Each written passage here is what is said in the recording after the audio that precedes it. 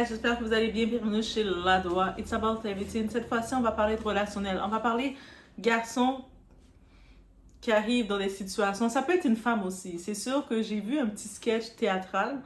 Je vais vous le mettre sans le son parce que je pense que c'est vraiment en mode sketch artistique. J'espère qu'il la monétise aussi sur YouTube si c'est pas le cas. Donc, dis-moi, sinon vous allez pouvoir aller voir l'intégralité sur TikTok. Mais en tant que tel, et la représentation, même avec les images, vous allez voir tout ce qu'il en est. Et on va regarder, on va jaser de tout ça ensemble et regarder les décisions qui poussent quelqu'un à laisser sa vie au pays parce que l'Occident brille tellement. Parce qu'il y en a vraiment qui mouillent pour l'Occident. Il y en a qui mouillent pour l'Occident et c'est dommage. On est chez Ladoa, it's about everything. On dit les choses et on met une dose de discernement. Oui, ça fait du bien, guys. Et on a notre petite coupe brillante. Oh my god, je me suis commandé cette coupe-là. Parce que c'est brillant, ok? C'est comme si je bois des brillants. Donc, on y va sans faire l'instant, guys. Et on en profite de mettre un like dessus.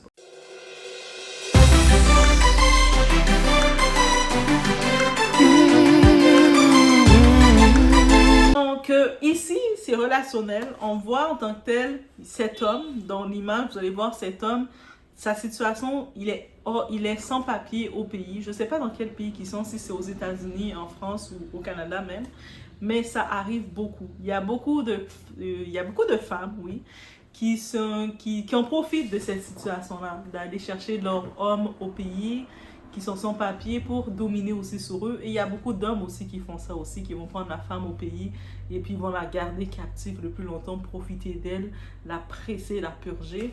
Et en exposant cette situation, ça vous permet de réfléchir. En tant que tel, on voit cet homme, la femme est elle, lui n'a pas de papier, donc il attend, et il a parlé de préfecture, donc j'imagine que c'est en France qu'il y a des histoires de préfecture. Le terme, parce qu'au Canada ou aux États-Unis, on a d'autres termes, je ne sais pas si on appelle préfecture aussi en vrai, mais ça peut être n'importe où. Mais ce type, lui, il espère que cette femme-là, qui est sa femme, l'amène à la préfecture pour qu'il puisse régler ses papiers. Comme ça, il dit, mais quand je vais arriver au pays, chérie, quand j'aurai mes papiers, je vais pouvoir travailler et puis, tu sais, aider à payer les factures, être homme capable, parce que là, je suis incapable. Tu n'as pas de papier, tu arrives dans un pays sans papier. Cette femme-là, elle te doit rien. Donc, of course qu'elle va profiter de toi. Donc, justement, on voit que dans la vidéo, il est en train de nettoyer. Donc, il nettoie la maison. Et puis, la femme, elle arrive du travail. C'est comme si elle a son employé, un homme employé qu'elle a, parce que pour elle, elle le considère incapable. Donc, elle laisse... Ok, va chercher, j'ai fait des courses, va chercher les sacs dans l'auto. Et dans le garage, il court dans le garage, il doit rapidement, tout ce qu'elle dit, il doit y aller rapidement. Il va chercher ses sacs de courses et puis lui, il se plaint un peu plus. Dans cette vidéo, il s'en plaint un peu plus. Il dit, regarde, elle va toujours acheter des choses pour elle, elle pense même pas à moi, tu sais, elle me traite pour n'importe quoi. Tu sais, elle s'achète ses fruits, ces choses qui lui fait plaisir, mais elle ne calcule pas, tu sais, c'est son argent à elle, donc elle se fait plaisir, of course. Mais on le voit qu'il n'est pas bien dans ce monde-là. Et puis, il est comme forcé de continuer d'être dedans. Et la triste réalité pour cet homme-là, c'est que au pays, il avait son entreprise. Donc, il n'était pas un crève-la-faim. C'est pas un crève-la-faim, un crève-vito au pays où il était en train de gratter les casseroles pour chercher deux, trois graineries. Non, il avait son entreprise, il vivait bien, il avait ses conditions. Mais bien entendu, la femme, quand elle est venue le chercher, elle a dit, moi je suis en Europe, en Occident, je suis en France ou peu importe le pays, il a mouillé. Et puis il y a beaucoup d'hommes qui font ça, il a mouillé, il a laissé toutes ses entreprises, toutes laissées pour aller vivre sa vie en Occident parce qu'il s'est dit, même si j'ai du succès chez moi, je suis bien, pourquoi laisser mon succès chez moi quand j'ai l'opportunité d'aller être l'employé de quelqu'un d'autre? Ça c'est la réflexion de beaucoup de gens au pays. Donc là maintenant, il est parti, on le voit comme quand il arrive avec les sacs, il est en train de tout tenir les sacs, il a la crainte d'un sac est déchiré, il dit oh non, elle va être fâchée, le sac est... On le voit qu'il galère là. Il rentre dans la maison pour déposer les sacs, là la femme, elle se plaint, là. Malgré qu'on l'a vu qu'il nettoyait, elle se plaint du métal, il a mal nettoyé, il a mal fait les choses, ok. Et... elle enlève ses souliers, puis elle lui parle comme son employé limite. Va placer mes souliers il va courir placer les petits. Elle dit, prépare-moi mes fruits. Donc, il doit couper les fruits pour elle, mais de façon vraiment ordonnée qu'elle lui dit. Et suite à ça, lui essaie de la parler en lui disant, mais tu sais, c'est quand qu'on va aller à la préfecture régler mes affaires de papier. Et puis elle dit, mais on est bien comme ça. Tu sais, elle a un employé, un homme à sa disposition. En plus, elle lui dit, quand tu as fini de couper les fruits, tu peux aller prendre ta douche et va te coucher sur le lit pour qu'on fasse nos choses. Donc, elle l'a complètement à sa disposition parce qu'il n'a pas de papier. Et moi, je me dis, dans des conditions comme ça, mon monsieur, là, retourne chez vous, là. Mais chez vous, tu te débrouilles, tu as tes trucs. Pourquoi tu laisses ta business pour être à son service comme ça, sans respect? Mais encore une fois, mais Doha, comment tu peux penser ça? Bien entendu qu'il va rester en Occident, être traité comme n'importe quoi. Parce que l'Occident, c'est sa vie. Il respirait, il mouillait pour l'Occident. Hein? Donc, pourquoi moi, je dirais, mais si tu as des bonnes conditions au pays, et ton pays est assez sécuritaire, ou même toi, tu es capable de bien vivre, tu as des bonnes conditions, pourquoi accepter de quitter tes bonnes conditions, ton travail, ton indépendance, pour être sur le compte de chez quelqu'un qui va te considérer comme moins que rien, juste sous prétexte que tu es en Europe ou que tu es en Amérique? C'est quoi? C'est quoi que je pense, moi? Hein? L'Amérique, l'Occident, c'est la vie pour mon peuple noir, oui, l'Occident, c'est la vie. C'est pas pour rien qu'ils prennent des bateaux, qu'ils prennent des routes marécageuses, des routes dangereuses pour arriver là. Et ce qui est dommage pour lui, c'est qu'il laissait entendre qu'il était quelqu'un là au pays. Il travaillait, il avait son entreprise. Donc, il se débrouillait, il avait une belle vie. Toi, tu compromets tout ça juste pour l'Occident. Jusqu'à maintenant, dans les commentaires, dites-moi une explication à tout ça. Je peux comprendre, t'es au pays, t'as un crève-la-faim, t'as rien, donc tu cherches des opportunités.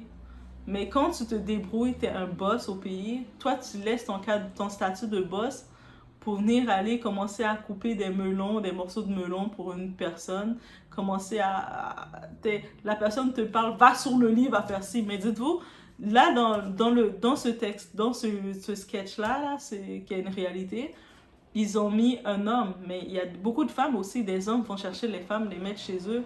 Elle cuisine à tous les jours, elle doit être là pour le servir, elle doit lui faire être là pour leur donner à tout moment leur corps. Elles sont vulnérables et puis des fois elles essayent de lui dire, mais chérie, on va aller faire les papiers. Et puis l'homme limite, il est prêt à les violenter, dire non, reste comme ça, qu'est-ce que tu me dis là, tu vas aller faire les papiers pour te sauver. Et même quand elles finissent par il fait les papiers pour elle, parce que souvent, par la force des choses, quand la femme tombe enceinte, parce que le corps de la femme tombe enceinte, ils n'ont pas le choix de faire les papiers. Et là, maintenant, c'est là que il s'assure de dominer sur cette femme-là pour la mettre en position de faiblesse continuelle. Elle va finir par travailler soit dans les hôtels, dans le ménage, ou soit elle va travailler un poste. Ils ne veulent pas la mettre une étude trop forte. Si la femme dit que je veux étudier quelque chose de trop, ils ne vont pas vouloir. Ou soit elle va être préposée, quelque chose de rapide pour faire l'argent, et puis la femme va commencer à travailler, s'entretuer. Et puis à un moment, par contre, à force de travailler, de rencontrer des gens, de se rendre compte de sa condition, elle va finir par essayer de se sauver de lui. Mais souvent, les femmes, surtout la femme noire, elle est conditionnée pour accepter l'amour misère. Donc, souvent, elle va pas vraiment le laisser malgré tout. Elle va toujours dire, mais c'est le père de mes enfants, mais il m'a fait venir, mais mais c'est mon mari. Parce que la femme noire est conditionnée pour ça. Donc, c'est vraiment ça, ce sketch-là que j'ai vu. Ça m'a vraiment trigger. Dans le côté que ça m'a trigger, parce que je me suis dit, ça, c'est la représentation de l'amour misère avec des choix misérables, juste pour l'Occident. Et je sais qu'en 2024, il y a encore ces choix-là qui sont faits, et ça, c'est déplorable. Moi, en vrai, je suis quelqu'un qui aime voyager, ok? Moi, Doha, je suis quelqu'un qui aime voyager, je suis quelqu'un qui aime la culture, quelqu'un que je me vois à long terme, peut-être avoir ma maison dans un autre pays. Mon pays à date, mon pays d'adoption, ça reste le Guatemala. C'est le pays que tu peux te promener, être en sécurité. Les gens sont vraiment bienveillants, ils te saluent. C'est le pays que tu sens pas, t'as pas le facteur de peur, de crainte, de quoi que ce soit. Tu peux te promener, dire j'ai envie d'aller manger un hamburger et puis tu sors, tu vas me chercher ton hamburger. Et tu te sens en sécurité, comme si tu sens un espace sécurité. Et puis, s'il y a quelque chose, le monde sont vraiment bienveillants. Mais moi, c'est ça que j'ai ressenti. Mais bref, c'était mon petit coup face à tout ça. Mais, en gros, au-delà de tout ça, quand je regarde le tout, je suis quelqu'un, j'ai pas de problème de parler à des gens de différentes cultures, que ce soit, moi, j'étais en fréquentation avec un type qui est en Allemagne, mais lui, c'est vraiment un Allemand, yeux bleus, à la Leonardo DiCaprio. À l'instant. À la Leonardo DiCaprio, tu sais, un vrai comme de vrai, un vrai de vrai, guys. Et puis dans le temps, en plus, j'étais vraiment... Je suis encore fan de Leonardo DiCaprio, en vrai. T'imagines, tu rencontres un Allemand avec les yeux bleus, là, toute la coupe Leonardo qu'il était. Quand j'avais vu, je pense, en séjour à Miami, mais bref. Donc, ça veut dire que je suis très ouverte à parler à différentes cultures. Ils pensaient jamais peut-être que je m'envisageais même d'aller vivre en Allemagne. Ah oui, j'étais comme, pourquoi pas. Mais là, par contre, je me suis rendu compte quand il s'agit d'un... Un moment, je parlais avec un Congolais de Brazzaville, il est, lui. Mais lui, je pense qu'il est en séjour, il étudie, il a fait des démarches, des changements de carrière ou des démarches, il étudie parce qu'il est comme proche de la quarantaine quand même, mais il a fait des changements de carrière. Il n'y a pas d'âge pour étudier, c'est correct. Pour étudier en Russie, c'est quand même loin, mais c'est tout ça. Mais je l'en discutais, je le trouvais trop sympa, trop normal. Tu sais, en plus, il a l'air d'avoir la tête sur les épaules, qu'il n'a pas l'air de dénigrer son pays qui est le Congo. Il a l'air d'avoir des projets, il a investi dedans. Mais la façon dont il parlait du Canada, et puis il a jamais été, il dit, ah, j'ai du monde au Canada, mais il parlait du Canada, et puis j'avais le sentiment de sentir que il voyait en moi que le Canada et non une humaine. Et ça a commencé à m'irriter. Moi, je suis quelqu'un de très direct. Même si on me dit, oui, Doa, tu dois être hypocrite en relation. Dans les commentaires, donnez-moi des conseils comment être hypocrite dans les relations. J'essaie, je dois être hypocrite dans les relations, faker, mentir, mais je suis pas capable. Donnez-moi des conseils. Guys, vous allez pouvoir dire, Doa, voici des conseils pour être hypocrite dans les relations, pour justement pas dire tout ce que tu penses et faker. Quand quelqu'un fait quelque chose, tu fais... Même quand je fais ça, on regarde dans ma face, c'était un livre. Et j'ai vu que t'étais fâchée, Doa. Mais non, j'étais... Ouais, je suis fâchée. Je peux pas. Mais bref, et là maintenant, lui, je le voyais comment il était vraiment Canada. Après, moi, je disais à un moment, des fois, je disais... Mais tu sais, le Canada, c'est correct, mais c'est pas Alibaba, là. T'sais, moi, je suis au Canada, moi, je regarde pour aller ailleurs. Mais je serais même capable d'aller rester dans un même pays en Afrique, même, ou n'importe quel pays. J'ai jamais encore mis les pieds en Afrique, donc je sais pas, est-ce que je vais avoir le coup de cœur que j'ai eu pour le Guatemala que pour l'Afrique. Mais, et puis la façon dont je le voyais oppressant du Canada, le Canada, c'est beau, ou des fois, il me donnait des petites remarques pour me laisser entendre. Ah, mais toi, c'est rien pour toi. Toi, t'as de l'argent, là. Toi, t'es au Canada. J'étais en mode... Mais voyons. Mec. Mais comment? Comment c'est? Mais c'est avec ce déclic de ce type-là, j'ai pu comprendre que dans le côté noir, les hommes noirs, ils vont te voir selon ta destination. Et ça, c'est triste de voir comme ça, parce que c'est comme la même façon que les hommes se plaignent. Je comprends les hommes quand ils se plaignent que les filles sont attirées par elles selon pour leur matériel et tout. Mais moi, je dis, dépendant comment tu t'es présenté pour un homme. Si un homme, il met en avant son argent, tout ce qu'il a, une femme, tu sais, premier date, il amène une dépensée pour une femme, il amène dépenser pour 500 $ et tout. C'est sûr que la femme, elle va avoir son argent. Et puis des fois, il y a des hommes, ils savent que la femme n'est pas intéressée par elle, mais ils vont quand même forcer en lui donnant de l'argent. Ça, c'est une autre chose. Mais moi, je me disais, mais à quel moment que je peux... Tu sais, c'est comme, est-ce que je dois changer une carte SIM? Comment je peux faire? Parce que, tu sais, c'est... Où est-ce que t'es? Ah, toi, t'es où? Ah, moi, je suis au Canada et toi? Et puis, c'est pas de ma faute. C'est dans ta location où est-ce que tu es. Mais...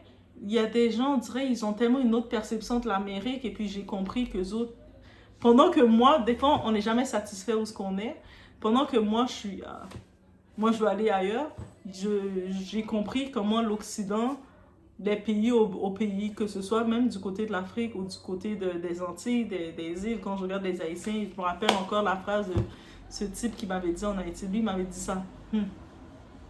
Qu'il aime mieux être aux États-Unis parce que lui, les États-Unis, c'est son pays de rêve.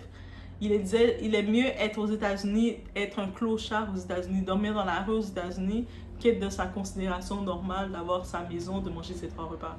Il est mieux être aux États-Unis, être un clochard. Quand il m'a dit ça, juste le fait d'être aux États-Unis, même d'être un clochard à la rue, dans le froid, là, c'est cause que le monde crache à terre, il y a les sérines contaminées, il y a toutes les choses. Il est mieux être couché là et puis dormir juste en sachant qu'il est aux États-Unis que d'être chez lui, au pays, en Haïti.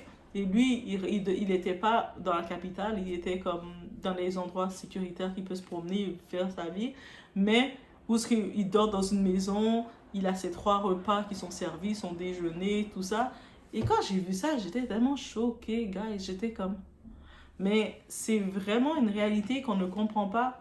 Et puis quand on comprend ça, qu'on voit qu'il y a des... Mais moi, ce que je comprends, je me dis, mais c'est déplorable ou c'est dommage quand c'est quelqu'un... Tu étais quand même riche, comment dirais-je, mais pas riche. Tu te débrouillais au pays. Moi, je dis que quelqu'un qui se débrouille bien au pays ou qui se débrouille mieux au pays qu'en Occident, pourquoi il ne peut pas juste être bien? Parce que c'est comme dans les familles, je pense que c'est la faute des familles, ils mettent tellement la pression, même s'ils te voient que tu te débrouilles bien, tu as ton auto, tu as bâti ta maison, en plus tu es au pays, il y en a là qui avaient des belles conditions là. Il y en a qui étaient comme, qui avaient leur maison 2 étages, comme ils étaient en train de bâtir 3e étage. Ils avaient une 2e maison secondaire dans un autre département. Auto, le mari a son auto, la femme a son auto, les enfants sont dans des bonnes écoles, des activités. Chaque week-end, ils font des activités. Et puis, ils étaient tellement dans la pression que oui, ils sont là, ils vivent bien au pays. Et puis, en plus, ils mangent bien. Mais ils disaient, un moment, le mari est venu, on s'en va à l'aventure aux États-Unis parce que, tu sais, les États-Unis, c'est le pays de rêve de tout le monde. Et puis, ils ont toutes vendu, toutes liquidé leurs biens pour aller aux États-Unis, se retrouver dans une chambre. Toute la famille de 5 personnes se sont retrouvés dans une chambre en train de galérer. Et quand j'ai vu ça, j'étais vraiment en mode très choquée. J'étais vraiment en mode très choquée de voir la réalité. Ils ont fait presque... Finalement, ils sont même divorcés, ce couple-là. Et puis le mari, il s'est parce que pour des business, il s'était marié avec une autre femme américaine. Et puis c'était pour business, mais il a fait des enfants avec l'autre femme et il est avec cette autre femme-là. Donc il avait 2 femmes finalement. Et ça, c'est une autre histoire. Puis l'autre femme, elle se retrouve dans d'autres à refaire sa vie, tandis qu'elle avait étudié médecine et puis elle avait une belle vie au pays, en Haïti. Quand je regardais des décisions comme ça, je me disais, je peux comprendre que tu vas à l'aventure, tu sors de ton pays à l'aventure, mais même moi, je veux partir à l'aventure. Mais je peux pas. Parce que tu dois être responsable. Même si je dirais, oui, je voudrais aller au Guatemala m'installer, mais je peux pas aller juste comme ça au Guatemala et puis j'arrive comme ça. Coucou! Je dois quand même être un peu prêt, avoir un pied à terre pour pouvoir m'installer, pour dire que je veux aller m'installer. Donc, je me dis, juste, tu laisses tout ce que tu as, tu liquides tout ce que tu as pour aller à l'aventure. Faut que tu sais que tu n'as rien. Moins que tu as de choses, plus c'est facile. Mais quand tu commences à avoir tes meubles, tu as acheté tes meubles, tu as acheté toutes tes choses, qu'est-ce que je fais avec mes meubles? Tu sais, dans le temps que j'allais en backpack, j'avais pas... C'était plus facile de prendre ton backpack, de partir, et puis 2-3 choses, tu laisses comme ça. Mais quand tu as tes meubles, tu as tes choses, c'est quand même... De partir, tu dois vraiment être préparé, de dire quand tu fais le grand saut. Et que tu dis que tu t'en vas à l'aventure, tu laisses tes business au pays pour devenir l'employé de maison d'une autre femme qui ne te considère pas. C'est la tristesse de la vie, ça. Bref, mais c'était le petit constat que ça m'a inspiré, cette vidéo. Mais faites attention à vous et arrêtez de rêver en Occident parce que nous, les Noirs, notre problème, je le dis, on veut tellement la validation des étrangers, des Noirs, des étrangers qui sont pas noirs. On veut tellement la validation de l'Occident qu'on ne considère pas notre pays. Après, vous voulez dire, oh, il faut aimer l'Afrique, oh, il faut aimer les Caraïbes, oh, il faut aimer Haïti, notre histoire. Mais nous-mêmes, on n'aime pas notre histoire. Quand tu vas aller dans les rues de New York, comme il y aurait la Birthday en septembre, la Birthday Weekend, et puis tu vas aller fêter, yeah, Haïti, Haïti, tandis que dans ton pays actuellement, la capitale est bloquée et tout ça. Make it make sense. Donc, c'était mon fait que j'avais à dire sur le tout. Laissez-moi savoir vous, qu'est-ce que vous en pensez et on se voit. Ok, guys, j'en profite quand même pour ajouter, avant de terminer, oui. J'en ai parlé, j'en parle encore. Mon plan à l'action est toujours en vigueur. Donc, concernant En septembre, c'est la rentrée scolaire. Et puis au moins, je veux préparer des sacs à dos pour au moins des enfants. Des sacs à dos, ça va comprendre quoi? C'est l'essentiel de base pour des enfants. Donc, crayon, cahier, règles, calculatrice. C'est l'essentiel de base pour remettre aux enfants. Pourquoi? Parce que il y a des familles, s'ils ont galéré pour inscrire leur enfant à l'école, mais peut-être que c'est compliqué pour eux. Ça va être compliqué pour eux d'aider tous les enfants. Imaginez une famille qui se retrouve avec 4 enfants, 5 enfants. Et puis peut-être un des enfants va se retrouver, il va juste aller à l'école, sa mère a pu ou ses parents ont pu l'envoyer à l'école. Il y a beaucoup de familles monoparentales et en sachant ça, c'est possible qu'il y ait des enfants qui se retrouvent, ils n'ont même pas de sac à dos. Donc ça peut être un petit geste, mais je pense que si chacun en fait des petits gestes, ça peut amener une différence. Donc le mois de septembre s'en vient bientôt. Et au moins, ça serait intéressant de faire un petit coup de pouce. Qu'est-ce qu'on peut faire? Un petit coup de pouce. Et puis au moins, je me dis, moi je regardais l'ambition de plus d'enfants qu'on peut envoyer, mais des fois, si chaque personne en fait sa part, ça peut faire une différence. Et puis la DOA, c'est son petit projet à cœur parce que moi, je crois à l'école, je crois à l'éducation, même si les bandits, même si d'autres ne croient pas, bloquent l'école des enfants, les bloquent leur année. Mais Haïti a 9 départements et puis on peut quand même contribuer pour tout ça. Donc, je voulais sur ce, si je voulais vous mentionner le tout. Donc, dans la description, il y a mon PayPal. Le PayPal aussi, donation, mais je vais au moins directement le faire un transfert sur place. Je vais pouvoir faire des transferts pour qu'on puisse aider. Envoyer comme préparer sur place, ils vont pouvoir acheter les équipements, acheter 2-3 sacs, au moins préparer. Juste le fait de préparer différents sacs à dos et aller faire la distribution. Donc, c'est vraiment comme ça que je veux le faire, simple pour commencer. Mais on arrive au mois de septembre. C'est déjà, je pense que c'est mi-septembre. Pour eux autres, c'est mi-septembre qu'ils commencent l'école. Mais au moins, si on peut déjà, même si je me dis comme but, tu sais, 25, ça peut sembler minime, mais 25 ou ça peut aller à 50 personnes.